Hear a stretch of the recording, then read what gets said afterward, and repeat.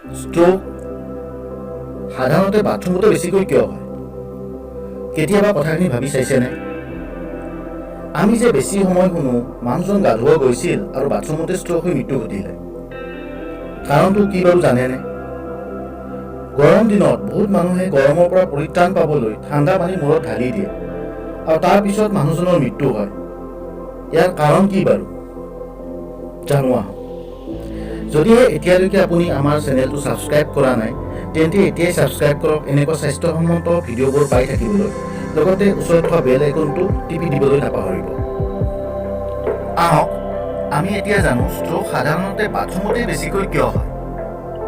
Stroke সাধাৰণতে বাথৰুমতে বেছিকৈ হৈ থাকে কাৰণ আমি গা ধোৱাৰ সময়ত প্ৰথমেই মূৰ আৰু চুলিত পানী দিওঁ, যিটো একেবাৰে উচিত নহয়।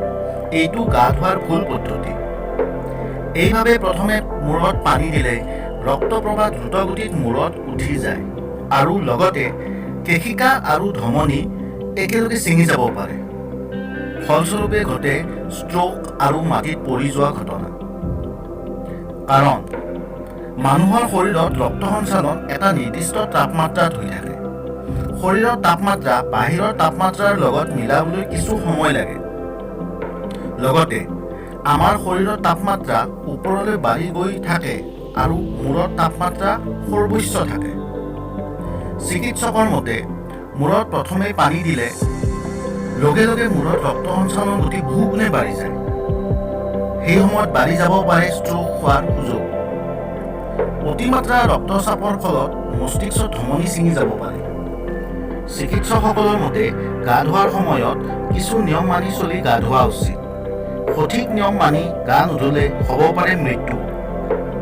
গা ধোৱাৰ সঠিক নিয়ম: প্ৰথমে সদায় ভৰিৰ তলুৱা তিয়াই ল'ব লাগে। তাৰ পিছত লাহে লাহে ওপৰৰ পিনে কান্ধ পৰ্যন্ত তিয়াব লাগে। তাৰ পিছত মুখত পানী দিব লাগে। শেষত মূৰত পানী দিয়া উচিত।